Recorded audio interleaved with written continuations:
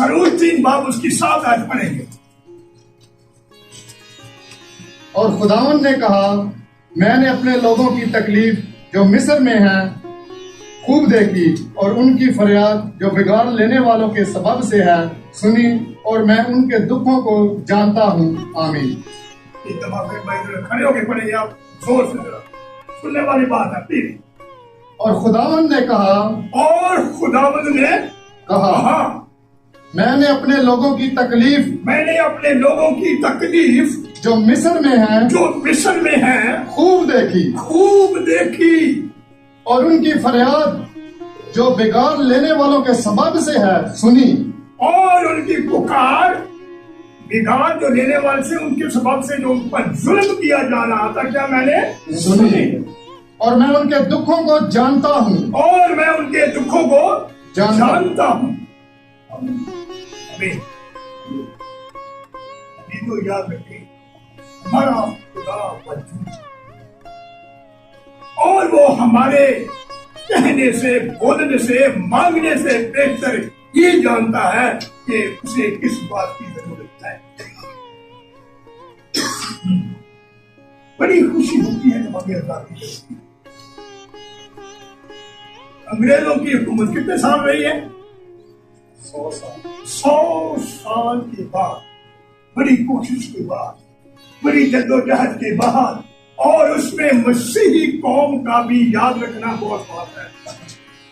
बहुत सारे नाम मौजूद है, तो याद रखिए उनको या ना रखिए। सबसे पहला फौजी जनरल क्रिश्चियन था पाकिस्तानी फौज का। सबसे पहला चीफ ऑफ सुप्रीम कोर्ट के जो जज थे मिस्टर C.R. कर्नेलियस सिंघा साहब, पाकिस्तान मुस्लिम लीग के मेंबर थे, कायदे आजम के साथ थे। ये वो लोग थे जिन्होंने मसीही होते हुए भी अपनी कौम के लिए पूरी जद्दोजहद की और उसमें शामिल किया, तब आजादी का बड़े खुश। इसी तरह आप देखेंगे कौम बनी इस्राएल बड़ी मुश्किल में देखा, जब वो कौम मिस्र में दाखिल हुए थे तो 70 लोग थे, 70 और 72।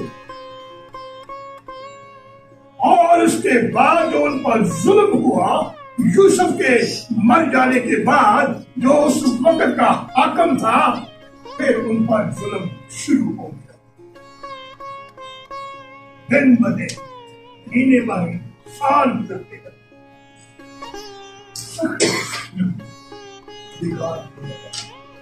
जुल्म किया जा रहा था। अब ये क्या कहता है खुदावंद कि मैंने उनकी फरियाद सुनी, उनकी आवाज मुझ तक पहुंची, उन्होंने मुझे पुकारा। कौन लोग थे? खुदा के लोग थे। और वो कहता है कि मैं इनका खुदा हूं। आगे देखते हैं। हाँ जी, चौथी है।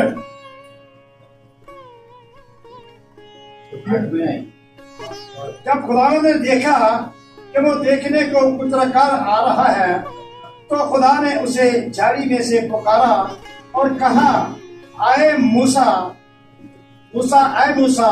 उसने कहा, मैं हाजिर हूँ। मूसा मिस्र से भाग चुका था, मैं उस कहानी पर नहीं जा रहा, आप जानते हैं। और कहा पहुंच गया? अपने ससुराल के घर पहुंच गया, मैदान के इलाके में, और वहां वो भेड़ बकरियां चराता था। और लिखा है कि बकरियां चराते चराते एक दिन वो पहाड़ के दूसरी तरफ चला गया, और ये वो पहाड़ था जो खुदा का पहाड़ था। जानते हैं आज गिरता नजर आ गया,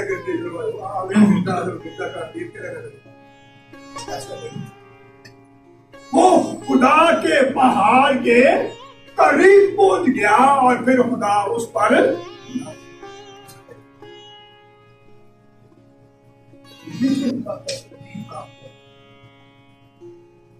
और जब खुदा ने देखा कि मूसा झाड़ी की तरफ आगे बढ़ रहा है, तो उसने उसे मूसा आगे याद रखें मूसा को क्या खुदा एक बहुत बड़ा मिशन देने वाला था। उस वक्त की सुपर पावर जैसे आज अमेरिका है, मिशन था। जंग के लिहाज से, इल्म के लिहाज से, अमीरत के लिहाज से, हर लिहाज से मिस्र उस वक्त का अजीम और अमीर तरीन और जंगजू मुल्क था। इसके मुकाबले में कोई खड़ा नहीं।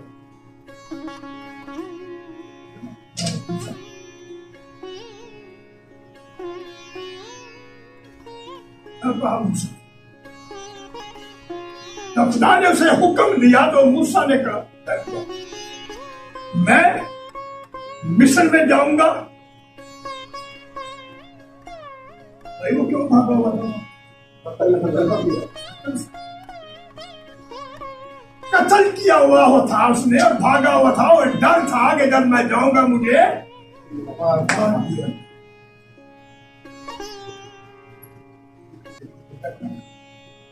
खुदा की आवाज को सुनता हो। पहले का ट्रावल क्या दिया आपने ना बोलेंगे आज जो अभी आपने पढ़ी है और खुदावंद ने कहा नहीं आज सुबह नहीं 11 बाब, लूका की इंजील 11 बाब और उसकी 28 आयत। जी। उसने कहा हाँ, मगर ज्यादा मुबारक वो हैं जो मेरा कलाम सुनते और उस पर अमल करते हैं। मेरा कलाम जो सुनते और अमल करते हैं वो क्या है? ज्यादा मुबारक है। मूसा ने खुदा का कलाम सुना, भागा नहीं, सुनता रहा। कोशिश की होगी, कोई बहाना भी पेश किया उसने, आप जानते हैं। फिर उसने निशान को मेरे हाथ में क्या था? तेरे आशा और तेरी लाठी से मुझे बहुत सारी बात।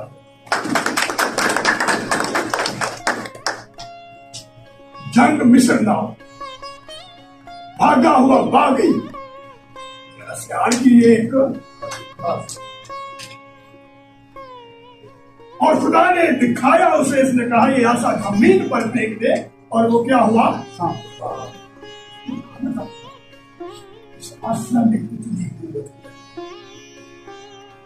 तेरे आशा और तेरी लाठी से मुझे तसल्ली है क्योंकि खुदा उसके साथ था। जब वो सब निशान पा चुका तो वो खड़ा हो सके।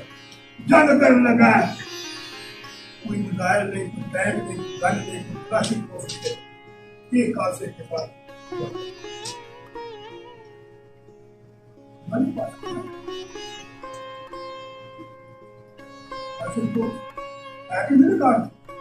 छुड़वाना ही डालते हैं स्टॉल क्या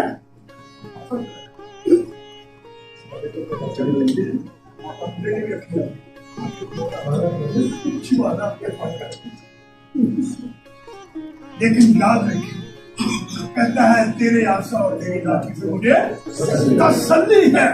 मूसा एक आशा लेके और रवाना हो गया। आपको याद है कि कितना अच्छा लगा उसे वहां पर 7 रास्ते आए। ये भी रास्ता नहीं अच्छा, ये शरीर जब वापस खत्म हो गई मूसा को खुदा ने कहा था कि मैं उसके दिल को सख्त कर दूंगा ताकि वो जाने कि मैं कौन हूं। मैं हूं सो और जा मैं तेरे साथ हूं। मैं तेरे बाप इब्राहिम के साथ और याकूब का खुदा हूं। और वो याकूब बाप इब्राहिम के बाद आखिरी आफत बड़ी डेंजरस नारा किया मिस्र ने। हर किस्म की आफत से बर्दाश्त की उन्होंने। आखिरी आफत खतरनाक, लेकिन उससे पहले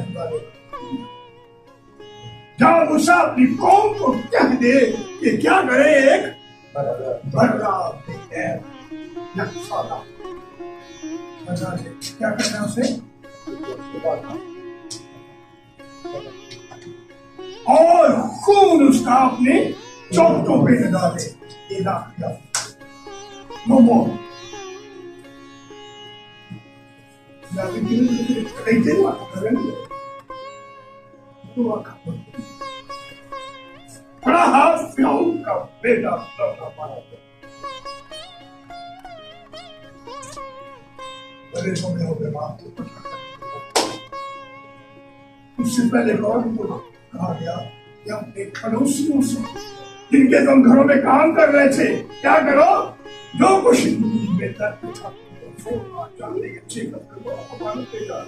कन्वेंशन पे जा रहे हैं 3 दिन की कन्वेंशन है साड़ी सियालकोट जाना था जो तुम्हें मिले वो क्या करो तो होनी दिया वही इन सालों से हमारे खिदमत कर रहे हैं कपड़े छीनो सोना चांदी दे दिया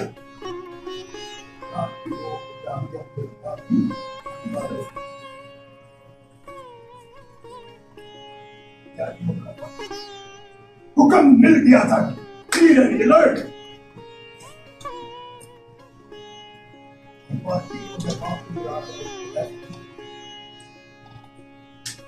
और बकरे दबा करके पर क्या करना उसका खून लगा देना और बाकी जो गोश्त है वो खून का पानी नहीं पाना इसलिए बगैर पानी को भूनना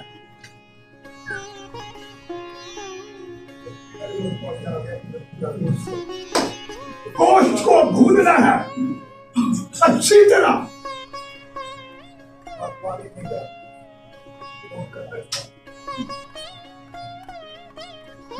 क्यों कहा गया था पानी नहीं डालो टाइम वेरी सिंपल पर हम बता देता जी वेरी सिंपल खराब हो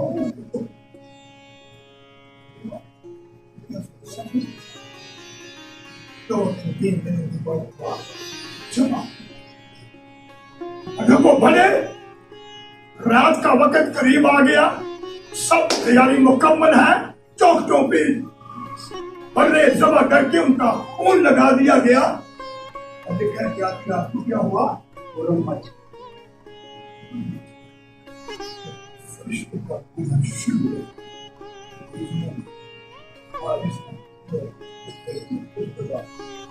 जहां जहां से वो गुजरता गया वहां पर मातम बिछ गया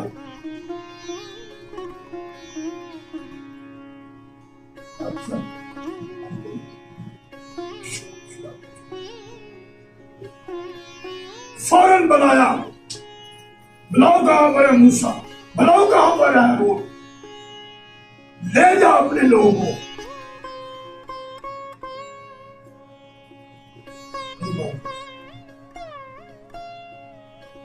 टेक योर पीपल अवे इतना गुस्से में आ गया अपने लोगों को यहां से दूर ले जा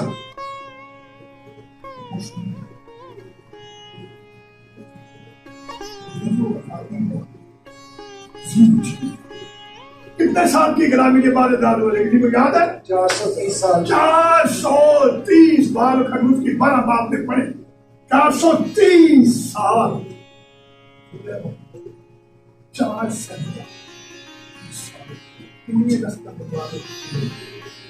430 साल के बाद वहां से बड़ी खुशी गुलामी में से सख्त मेहनत उनसे ली जाती थी लेना देना कुछ नहीं रोटी खाओ काम करो That's all.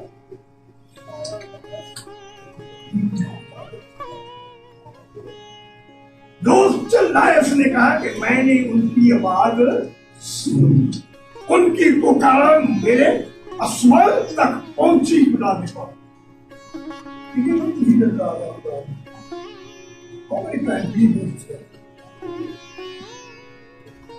अजी लोग जब दुआ करते हैं इबादत पे आते हैं खुदा को इस जोर से पुकारे इस ईमान से पुकारे कि आपकी पुकार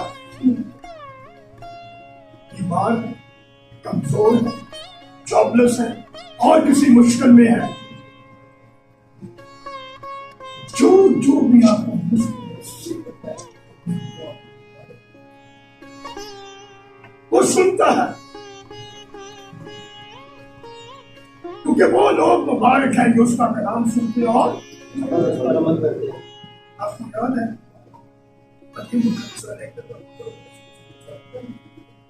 शादी पे गए, क्या नाम है? पानी मुक, शरबत मुक, चौल मुक जा,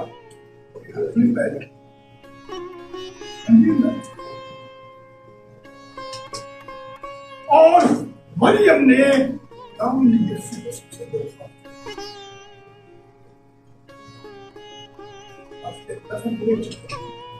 क्या कहने मरियम,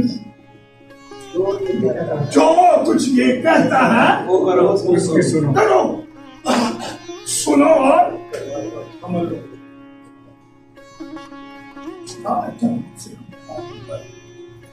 जो कुछ वो कहता है सुनो और अमल करो। Don't wait.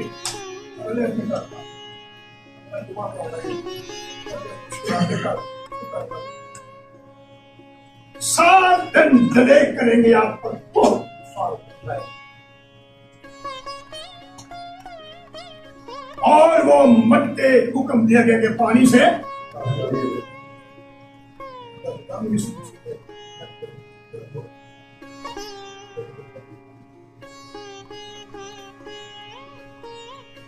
अपनी कौम 30 साल बाद बड़े खुश थे, तो जागो सुनाओ खानी,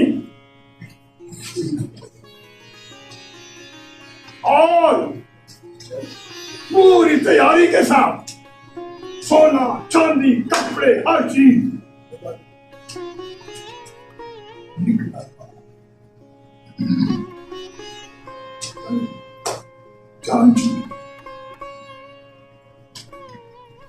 मैंने थोड़ा सा दौर देखा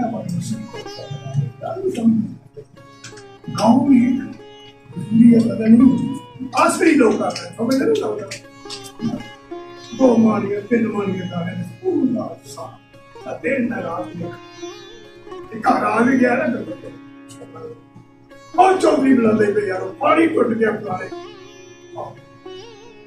अभी देखा है तो जगाओ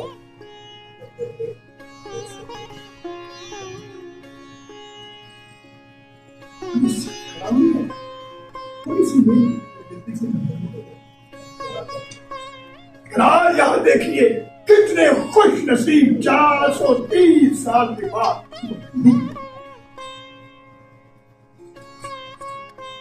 मैं तेरा खुदा, बाप दादा का खुदा, बाप इब्राहिम का, खुदात का और याकूब का खुदा।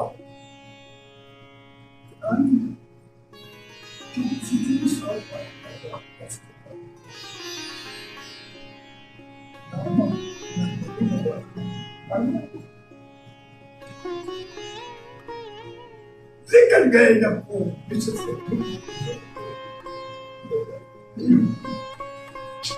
जंग सथा पाई, इसके साथ एक और शर्त थी, सिर्फ एक आशा था जिसके साथ जंग लड़ा, जंग जिना भी सिर्फ जंग हार दी। आपको उसी जंग में चली आपके पास ऐसा नहीं, आपके पास यहोवा का नाम नहीं, आपके साथ बाप इब्राहिम, बाप इज़ाक, बाप याकूब का खुदा नहीं है, वो बेइज्जती है।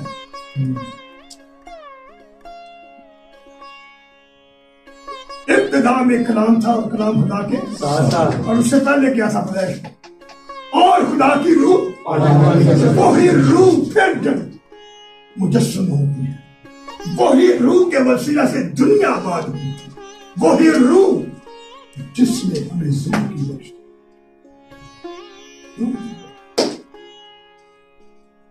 जब तक खुदा आपके साथ नहीं, आप कुछ नहीं कर सकते, कोई जंग नहीं आप जीत सकते। वो तेरी एड़ी को काटेगा, तू क्या करेगा? तेरी और किसकी नस्ल के औरत की नस्ल। जी, किसकी नस्ल? औरत की नस्ल। औरत की नस्ल है कोई दुनिया में? बताएं मुझे। 6000 साल में बताएं किसी औरत की नस्ल है इस पाकिस्तान में है एक लोग एक ही चीज, जीसस क्राइस्ट। ये लोग किस सबब से आजाद हुए? बर्रे के लहू से। जब तक आप बर्रे का लहू नहीं धुलेंगे,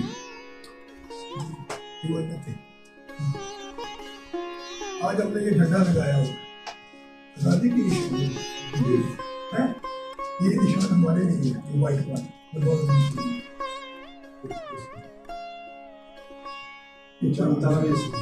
रोशन मकसद हमारी जो कम्युनिटी है मुस्लिम या जो मिनॉरिटीज में लोग हैं, सिख हैं, मुस्लिम तो जाहिर, लेकिन वहां पर उस चौखट पर कुछ लोगों ने मसीह को नहीं लगा दी, बताए थे ना। वहां नहीं देखा कि मसीह ने ये कौन है, क्या देखा गया कि जिसकी चौखट पर बड़े का लहू है वो 47 में ये जब जंग हुई आजादी के आपको पता क्या? बहुत जंग हुई, बहुत मारामारी हुई, सिखों गाड़ियों को आगे जिंदा लोगों को जलाया गया, कत्लो गाड़ियां बहुत हुई थी। अपने बुजुर्गों से पूछे, उनको नहीं पूछे। लेकिन एक बात याद रखना उस वक्त के लिए, मैं आपको ये नहीं बता रही, उस वक्त 9 बचे लोग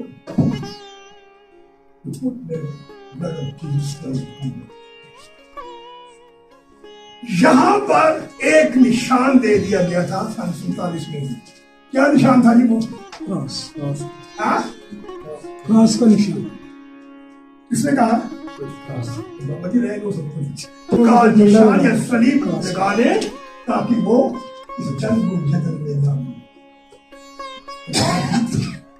बहुत सारे सिखों ने, बहुत सारे मुसलमानों ने भी वचन माफ किया, लेकिन इस निशान से भी बचे। वो मुस्लिम थे, वो क्रिश्चियन थे, वो कोई नहीं थे। जो कोई खुदा ने दुनिया से ऐसी मोहब्बत रखी कि क्या लिखा हुआ है, वही मान लो।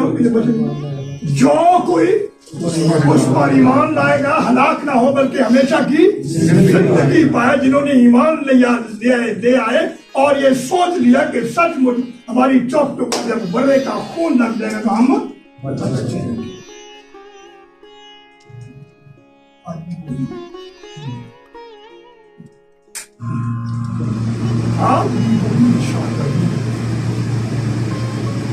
आप बकरे बड़े नहीं है, 4-4 अच्छा है। मैंने बड़ा इस बात पर गौर किया, इसके बाद विरासत उस वक्त जब कुर्बानी होती थी तो खून को बताया जाता था, खून तो कुर्बान लगा। कुर्बानियों के बाद भी खून को सेव किया जाता, वो खून जाके छिड़का जाता। ऐसा ही था यहाँ हमने हमारी गुलामी टूट गई, हम आजाद हो गए, हम आजाद। Now we have the choice. मतलब नहीं हो सकते अल्लाह पूरी करना। आज सुबह मेरी एक मुझे और आपको बचाने के लिए खुदावन यीशु मसीह कुर्बान हुआ, कुर्बान हुआ। फिर क्या हुआ? कब्र में गया और तीसरे दिन ये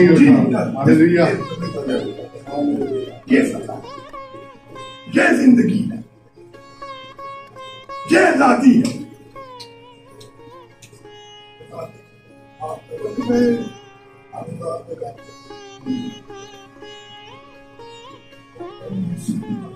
जो कुछ परिवर्तन हलाक ना होगा बल्कि हमेशा की जिंदगी पाएगा। लोगों अमान लाए थे, अगर हम अपनी चौक पर बड़े का खून लगाएंगे तो हम बच गए। बची 430 वर्ष के बाद 4 सदियां